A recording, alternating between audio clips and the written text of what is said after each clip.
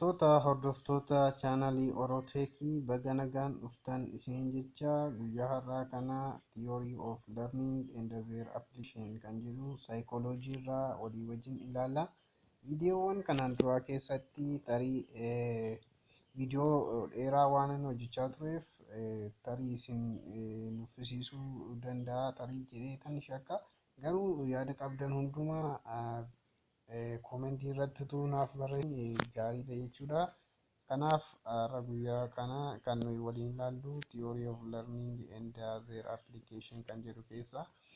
Theory of Learning kan jennu gosa sadiitu jira. Tokkoffaa irratti Behavioral Learning Theory kan jedhu, lammaffaan immoo Social Learning or Observational Learning Theory kan jedhuu fi sadaffaa irra kan jiru immoo Cognitive Learning Theory kan jennudha. As keessatti guyyaa har'aa Behavioral Theory of Learning kan jedhaman kana keessatti lamatu jira. Isaan kan of keessatti qabatu jechuudha. Inni jalqabaa Classical Conditioning yommuu ta'u, inni lammaffaa immoo Operant Conditioning kan jedhudha. Asirratti Behavioral Theory of Learning kan jedhu kana guyyaa har'aa kan ilaallu, achi keessa Classical Conditioning fi Principle isaa qofaadha jechuudha. Maaliif viidiyoon kun yoo dheerate tarii isin nuffisiisa waan ta'eef, amma garuu sirriitti hubachuudhaaf yeroo kan biraallee viidiyoo lammaffaa irratti ilaaluu gaarii ta'a malee asumaan kan isin yaadachiisuu barbaadu yeroo dheeraa hojjechuurra muraasaan hojjechuun gaarii ta'ee argama natti fakkaata. Kanarraa kanaaf garuu yaada qabdan komentii irratti nuuf barreessaa isiniin jedha. Kanaaf Behavioral Theory of Learning kan jennu isaan amma lamaan of keessatti qabata jechuudha. Classical Conditioning fi Operant Conditioning. Operant Conditioning viidiyoo lammaffaa irratti kan ilaallu ta'a jechuudha. Kanaaf Classical Conditioning maali? Principle isaas maali kan jedhu garuu as keessatti ilaallaa jechuudha.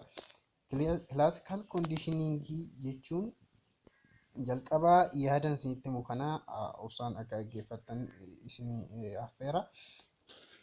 Innis saayintistii tokko ture. Saayintistiin kun yookiis Doctor of Veterinary Medicine dha yookiis Veterinarian jedhama. Pavlovs jechuudha. Akkuma beektan kutaa gara gadii irratti baratanii jiraachuu dandeessu. Pavlovs kan inni qorannoo gaggeessaa ture saroonni maaliiftuu saliveeti godhu kan jedhudha. Yookiis salivation process physiologically kan jedhu jira saayinsii veterinary keessatti jechuudha. Sana keessatti kan inni qorannoo irratti gaggeessaa ture salivation physiologically jechuudha. Akkaataan saroonnis ta'e animaliin kamiyyuu saliveeti godhu waan ta'eef salivation irratti qorannoo kan inni gaggeessaa ture.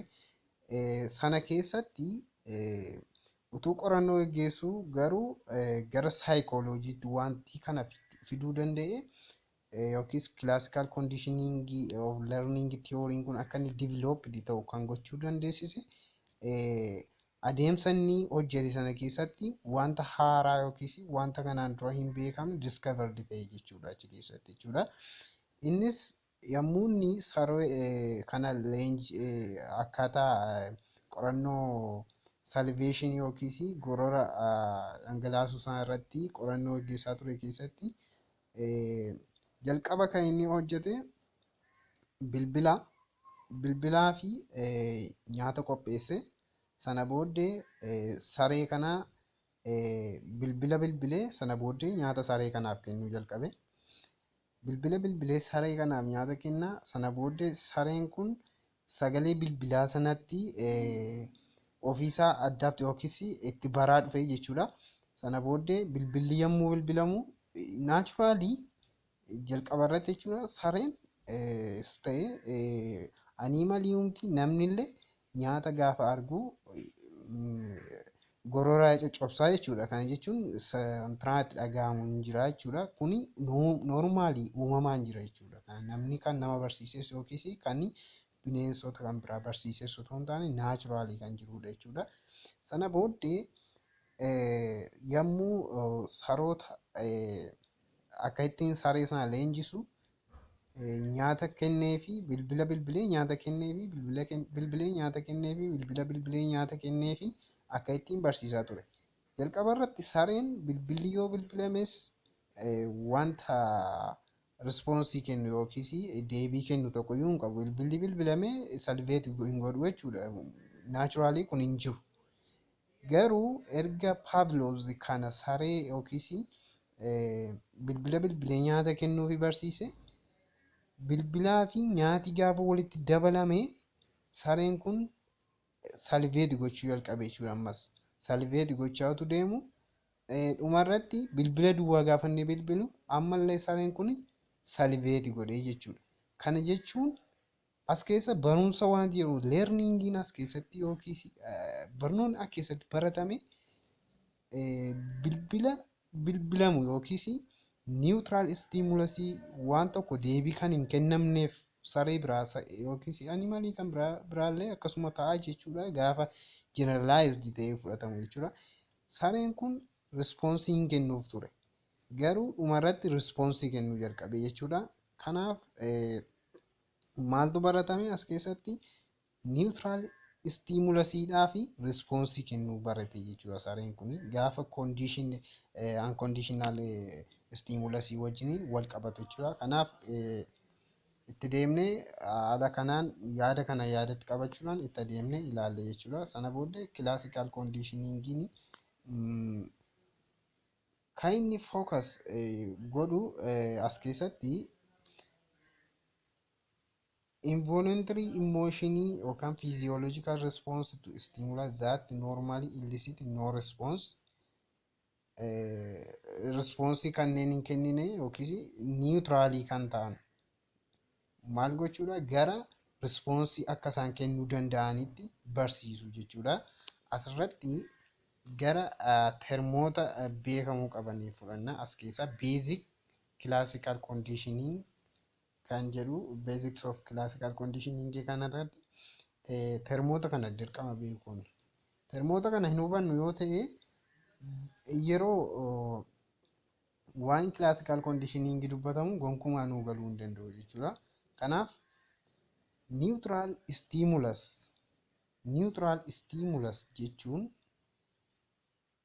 bilbila fakkeenya bilbila fudhannee bilbila homaa tokko hojjechaa hin jiru jechuudha. Amma bilbila sana booddee saree respoonsii tokko hin kennu wanta deebii nuuf kennu hin qabu jechuudha. Yookiis calliseetuma ilaala jechuudha.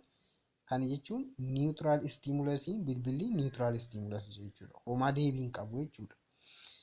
Unconditioned stimulus jechuun immoo fakkeenya saree foon tokko itti agarsiisna. Foon fuunee saree itti agarsiisna. Sareen sun saliveeti godha.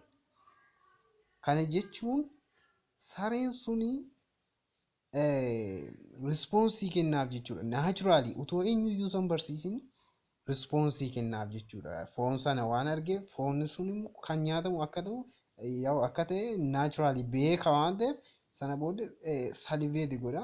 Kuni naachuraaliidha. Eenyuyyuu hin barsiifne jechuudha. Unconditioned stimulus jennaan kanaaf.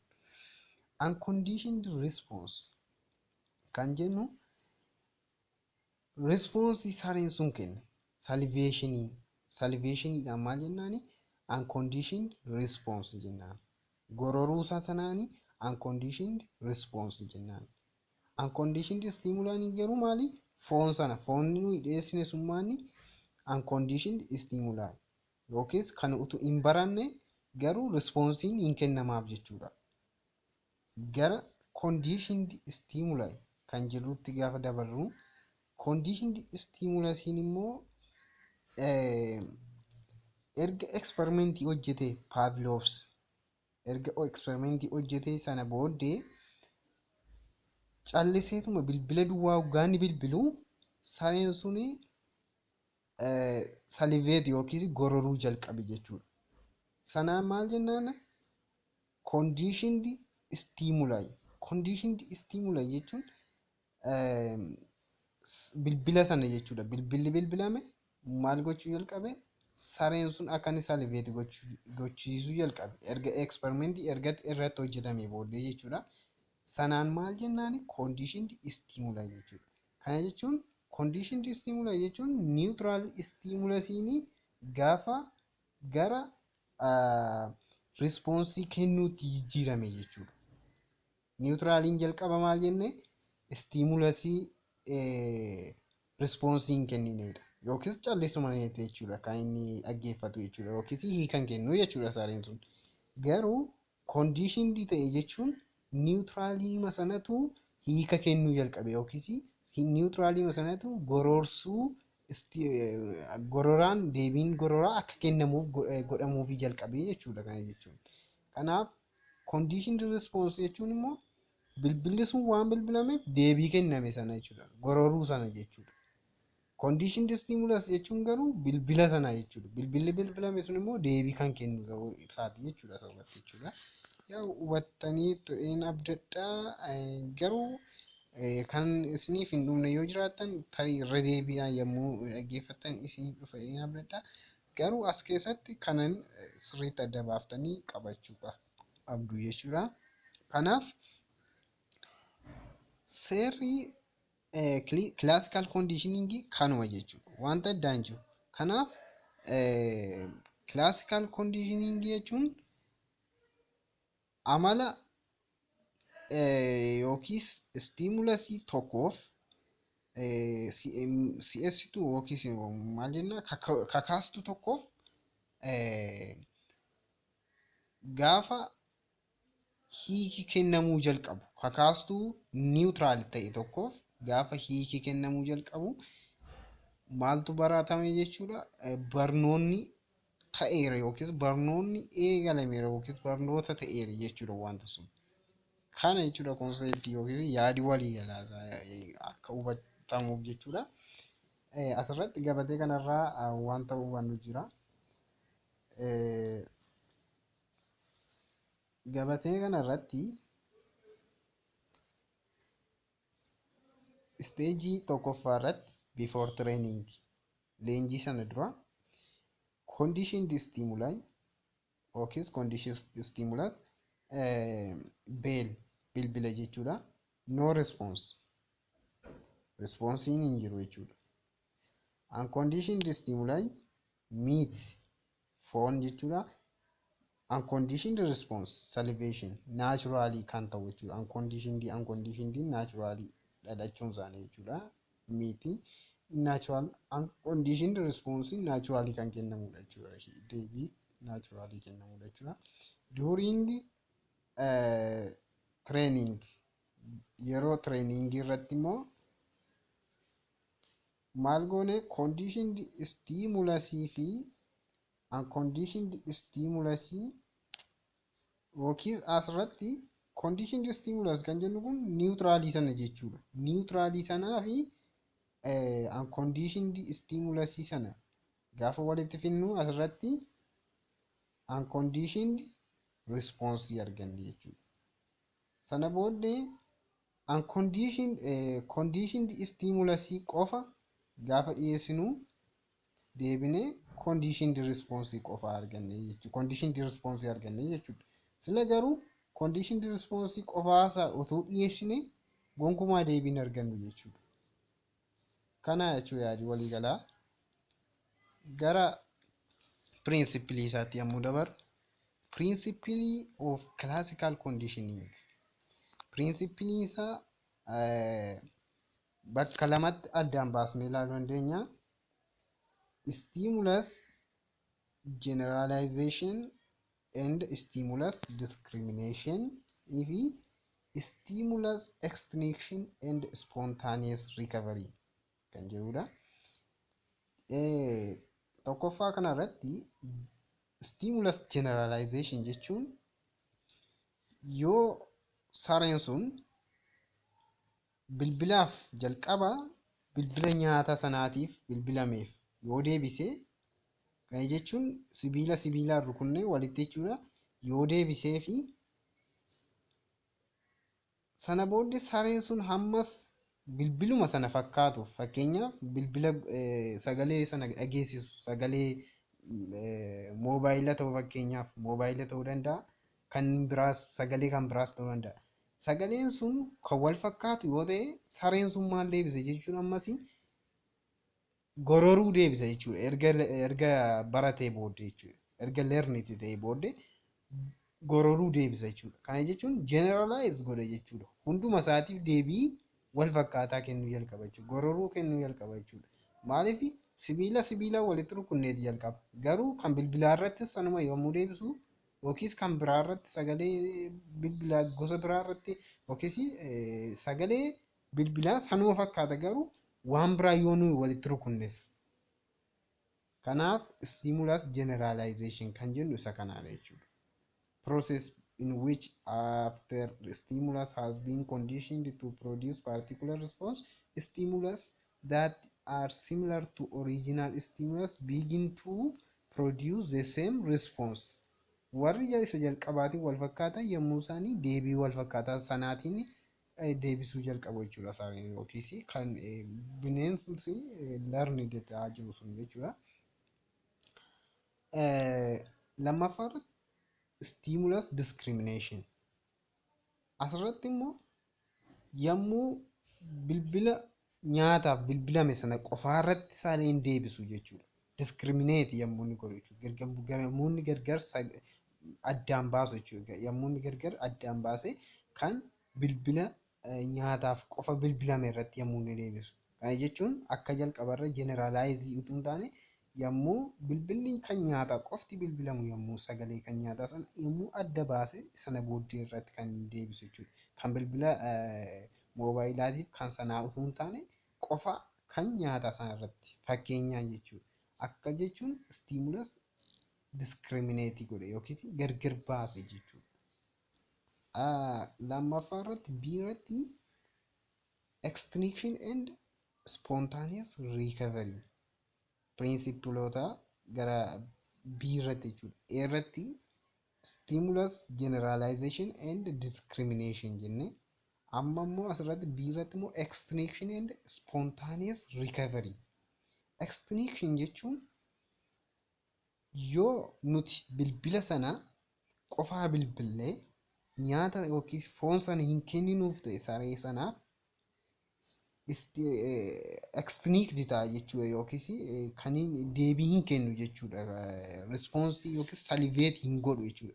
Gaafa deebiidhaan gocha kana goonu bilbila qofaa bilbilaa foonitti hin kenninu bilbila qofaa bilbilaa foonitti hin kenninu yoo ta'e sareen sun dhumarratti salivate hin godhu jechuudha bilbila sanatti jechuudha.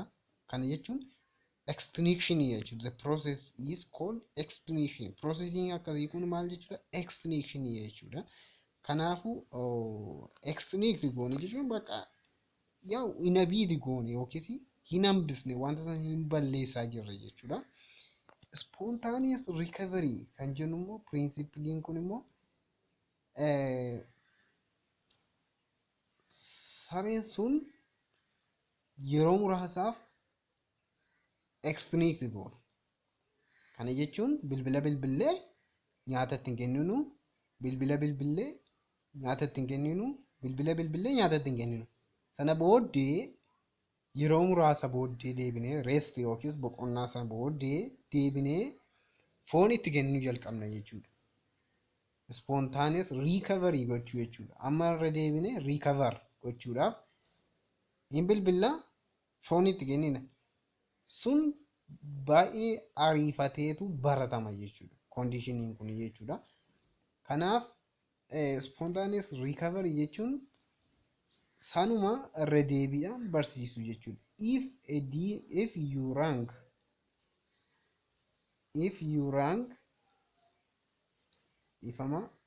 you rang the dinner bell a few days later, the dog would again respond by salivation.